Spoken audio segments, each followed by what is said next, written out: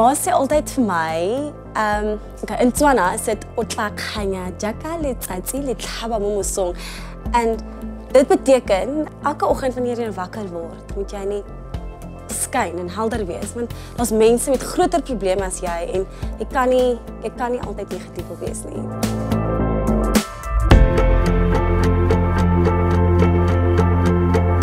Luister, ek sukkel haar nooi. Ek het daar nie groot geword nie. Toe ons 7 jaar oud was, toe trek ons nou so 'n bietjie en my ma se huis op. So toe dan die elspelende getrek het, toe trek ons nou so aan en aan en aan saam met hulle. En ag nou is huis Jeffreys Bay. Soos as ek nou sê, Rondebos, ek het genoeg gehad. Jeffreys Bay toe. Afrikaanse skool, Afrikaanse universiteit, Afrikaanse alles, my hele lewe net Afrikaans.